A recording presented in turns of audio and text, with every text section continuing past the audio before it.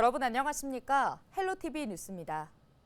정부가 최근 GTX 청사진을 발표한 이후 정차역으로 언급된 지역에 대한 관심이 높아지고 있는데요. 서울에선 은평구 연신내역이 대표적인 수혜지로 평가받고 있습니다. 심다희 기자가 연신내역 일대를 돌아보며 지역 반응을 살펴봤습니다.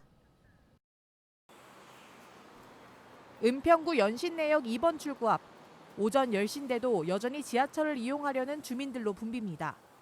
연신내역은 서울 지하철 3호선과 6호선의 환승역입니다. 지난달 기준 하루 평균 5만 명 이상 이용했습니다. 연신내역 이용자 수는 더 늘어날 전망입니다. 올해 GTX A 개통을 앞두고 있는데 최근 GTX E 노선에도 새롭게 포함됐습니다. 지하철 4개 노선을 지나게 되는 겁니다. 파주에서 서울과 동탄을 지나 평택까지 있는 A 노선. 서울에선 연신내와 서울역, 삼성 수서역 등 총 4개 역이 포함돼 있습니다. 오는 3월 수서 동탄 구간이 우선 개통할 예정. 올해 말 파주 서울역 구간도 개통할 경우 은평에서 서울역까지 5분, 강남까진 10분 안에 도착할 수 있게 됩니다. 이 노선은 인천에서 서울을 지나 남양주까지 이어집니다. 당초 계획에 연신내역이 추가됐습니다. 주민들은 강남 접근성이 좋아지고 지역 경제도 활성화될 것이라며 기대하고 있습니다. 저희 친구들끼리 만날 때는 거의 서대문구나 마포 쪽에서 많이 만나거든요. 그래서 항상 노는 패턴이 한 비슷하긴 한 것 같은데 그쪽까지 많이 가서 놀 것 같긴 해요. 지금도 지하철이 2개나 있잖아요. 근데 심지어 저거까지 열리면 저희 장사 대박 날 것 같아서 기분이 너무 좋아요. 하루라도 빨리 열렸으면 좋겠어요. 은평구는 GTX 계획을 환영한다며 역세권 개발을 통해 연신내역 일대를 서울 서부권 중심지로 육성한다는 계획입니다. 지하 공간을 연결하는 것들을 저희가 많이 지금 중점적으로 생각을 하고 있고 또 지상에는 문화공원을 저희가 만들게 됩니다. 그래서 다양한 공연과 휴식을 할 수 있게끔 하고 또 이 상권이 전체적으로 또 연결될 수 있게끔 만들어야 되겠죠. 하지만 부동산 시장 반응은 그리 크지 않습니다. 고금리 상황에 부동산 침체로 교통 호재가 큰 영향을 미치지 못하고 있다는 분석입니다. 간간히 이제 문의는 있기는 한데 아직은 피부에 와닿는 것 같지는 않아요. 전체적인 경기가 어렵다 보니까 이게 좀 회복하는데 좀 시간이 걸리지 않을까. 전문가들은 GTX 개통 소식에 당장 집값이 고공행진할 가능성은 낮다고 조언했습니다. 헬로티비 뉴스 심다혜입니다. 31일 새벽 3시쯤 양천구 목동 5층짜리 아파트 3층에서 불이 났습니다. 불은 40여 분 만에 진화됐지만 불이 난 집에 살던 2명은 화상을 입고 5층에 살던 주민 2명은 연기를 마셔 병원으로 옮겨졌는데요. 소방당국은 주민 진술 등을 토대로 정확한 화재 원인을 조사하고 있습니다. 은평구가 행정 경험이 풍부한 공무원을 후견인으로 지정해 어려운 민원을 함께 처리하는 민원 후견인제를 운영합니다. 민원 후견인제는 민원 1회 방문 처리가 가능하도록 적절한 행정 지원을 제공하는 제도로 상담과 서류 보완, 처리 과정 안내 등 도우미 역할을 하는데요. 대상 민원은 여러 부서 복합 민원, 7일 이상 걸리는 인허가 민원 등으로 장애인과 노약자 등 민원인이 요청할 경우 후견인이 지정됩니다. 아이맘 택시 운행 횟수가 4만 건을 넘어서는 등 큰 인기를 끌고 있습니다. 아이맘 택시는 은평구가 임산부와 24개월 이하 영유아 자녀를 둔 가정을 대상으로 택시 서비스를 제공하는 사업인데요. 은평구는 올해로 5년 차를 맞은 아이맘 택시 사업에 주민 7,100명이 가입했고 총 4만 300건이 운행됐다고 밝혔습니다. 아이맘 택시는 큰 유모차도 실을 수 있는 대형 승합 차량으로 운행하며 카시트와 차량용 공기청정기 등이 구비돼 있습니다. 양천구가 올해 주민 제한 사업 59건을 최종 선정하고 11억 원을 투입해 추진하기로 했습니다. 대표적인 제한 사업으로는 목 1, 2호동 등 9개 동을 대상으로 공구 대여 사업을 확대하고 여성 안심 귀갓길에는 필름형 발광 다이오드 위치 안내 표지판을 설치합니다. 또 개남공원 산책로에 노후 펜스를 교체하고 신정 4동 일대 급경사로에 미끄럼 방지 공사를 시행합니다.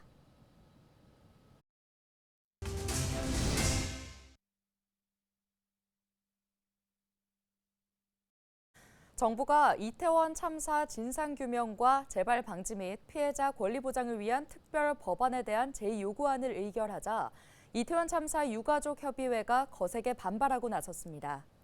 이태원 참사 유가족 협의회는 서울광장 분향소 앞에서 기자간담회를 열고 유가족들이 바라고 요구했던 것은 오로지 진상규명이었다며 정부의 거부권 행사를 규탄한다고 밝혔습니다.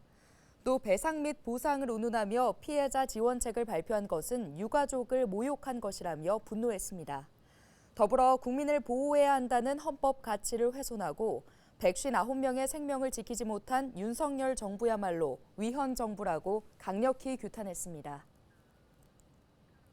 통계청이 지난해 인구 이동 통계를 발표했습니다. 인천은 전국 주요 도시 중 순유입률이 가장 높았는데요. 인천 계양구는 순유출률이 가장 높아 대조적인 모습을 보였습니다. 왜 이런 현상이 나타났을까요? 이관성 기자가 전해드립니다. 통계청이 집계한 2023년 한 해 전국 시도별 전입 전출 인구 이동을 보면 인천과 충남, 세종과 경기, 충북 지역만 순인구가 늘었습니다. 순이동률은 인천이 1.1%로 다른 도시들보다 월등히 높았습니다. 인구수로 보면 인천에서 약 3만 4천여 명이 증가했고 경기에서 약 4만 5천여 명이 증가했습니다. 서울에서는 같은 기간 3만 1천여 명이 감소했습니다. 인천시는 지난해 인구 증가에 이어 올해 1월 29일 외국인을 제외한 주민등록 인구가 처음으로 300만 명을 넘어선 상황입니다. 부산시가 지난 1980년 300만 명을 넘어선 이후 44년 만에 일어난 일입니다. 연령별 인구 이동을 보면 인구가 늘어난 인천 경기 지역에서는 전 연령대에서 전입 인구가 고르게 증가했습니다. 저출산 인구 감소 상황에서도 주요 경제활동 인구와 청소년 아동 인구가 함께 늘어난 것입니다. 인천 전입 인구 이동 사유 중에는 주택 문제가 가장 많았고 가족과 직업 때문이 그 뒤를 이었습니다. 신도시 입주와 재개발, 재건축의 영향이 컸던 것으로 보입니다. 아무래도 이제 그 수도권에서도 줄어드는 데는 이제 재개발과 이제 이런 재건축 이런 영향으로 일시적으로 좀 감소가 되는 것 같고요.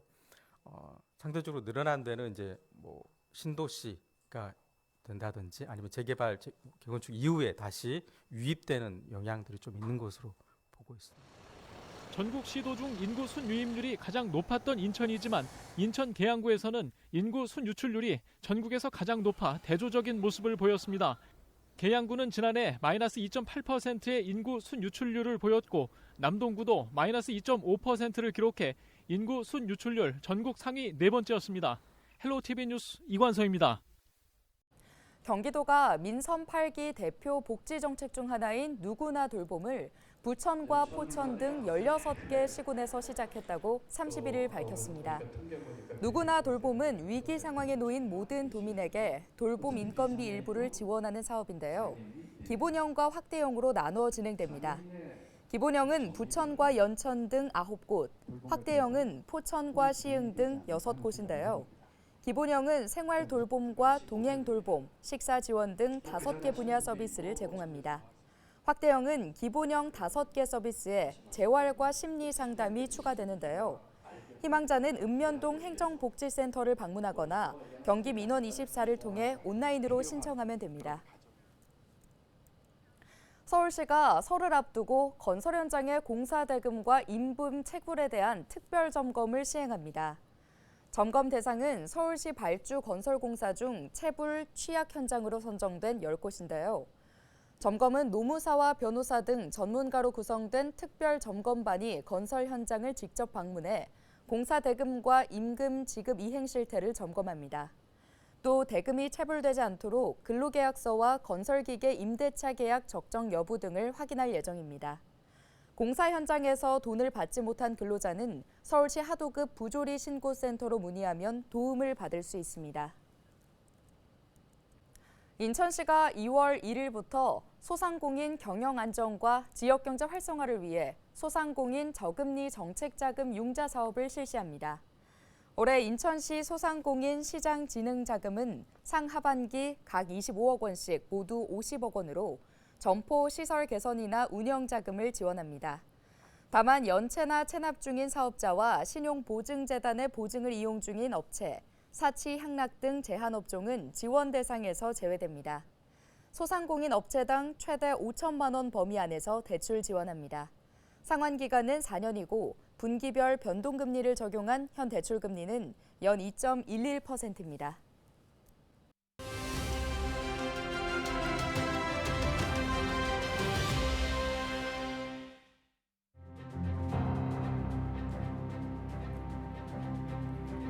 (2024) 강원 동계 청소년 올림픽이 1일 폐막을 앞두고 있습니다.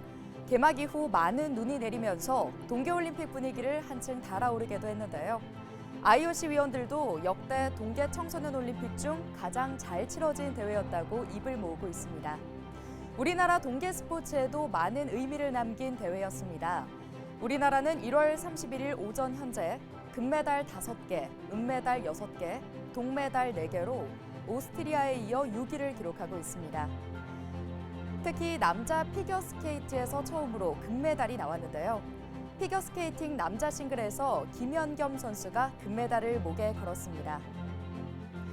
또 봅슬레이에서는 소재환 선수가 금메달을 목에 걸었고 쇼트트랙 남자 1500m에서도 주재희 선수가 대회 첫 금메달을 안겨줬습니다. 메달도 중요하겠지만 출전했던 모든 선수들의 땀과 노력에 박수를 보냅니다. 그리고 대회 운영을 위해 묵묵히 보이지 않는 곳에서 노력했던 자원봉사자. 무엇보다 많은 관심과 응원을 보내준 국민들에게도 박수를 보냅니다. 데일리 브리핑이었습니다.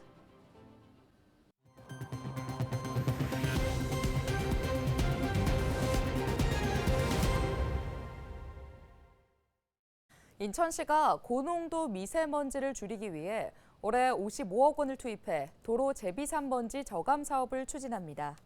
도로 제비산먼지는 자동차 배기가스와 타이어 마모, 브레이크 패드 마모 등에 의해 도로 위에 쌓인 먼지가 차량의 이동으로 인해 다시 대기 중으로 날리는 먼지인데요. 인천시는 도로 제비산먼지가 관내 전체 미세먼지 배출량의 35.3%를 차지한다고 밝혔습니다. 시는 올해 도로 먼지 제거 차량을 확대 보급하고 도로 날림 먼지 포집 시스템과 버스 미세먼지 흡착 필터를 설치하는 등 도로 제비산 먼지 저감 사업을 추진할 방침입니다. 인천시가 미취업 청년에게 자격증 어학시험 응시료를 지원합니다. 시는 청년 1인당 연 1회 최대 10만 원까지 자격증 어학시험 등 시험 응시료를 지원할 계획인데요. 지원 대상은 신청일 현재 주민등록상 인천시에 거주하는 만 18세에서 39세 미취업 청년입니다. 올해 지원 규모는 4,155명으로 신청은 2월 1일부터 11월 30일까지 인천 청년 포털을 통해 하면 됩니다. 지원금은 신청 서류를 접수한 다음 달 20일에 지급될 예정입니다. 김동연 경기도지사가 지난 30일 일본 아이치현 의회 의원단과 우호 협력 활성화 방안에 대해 논의했습니다. 의원단은 우호 교류 확대를 희망하는 서한을 김 도지사에게 전달했는데요. 김 도지사는 경기도와 아이치현은 산업 면에서 협력할 부분이 많다고 생각한다며 특히 청년 교류를 해보고 싶고 현에서 적절한 파트너를 정해주면 도 실무 책임자들과 논의하도록 하겠다고 말했습니다. 이에 대해 다카쿠와 도시나오 의원은 도요타 본사가 위치한 아이치현은 일본 제조업의 중심지라며 경기도와 청년 교류를 촉진해 나갔으면 좋겠다고 답했습니다. 경기도는 지난 2015년 아이치현과 우호 협력 업무 협약을 체결한 후 경제와 문화 등 다양한 분야에서 협력 사업을 추진해 왔습니다. 인천시가 설 명절을 맞아 다음 달 9일까지 농산물 수급 안정 대책을 추진합니다. 시는 남촌 삼산 농산물 도매시장에 대해 사과, 배 등 9개 품목 공급량을 지난해보다 10% 이상 확대할 계획인데요.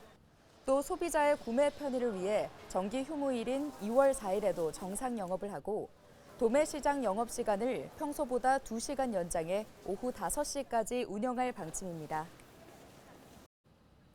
오늘 준비한 소식은 여기까지입니다. 함께해 주신 여러분 고맙습니다.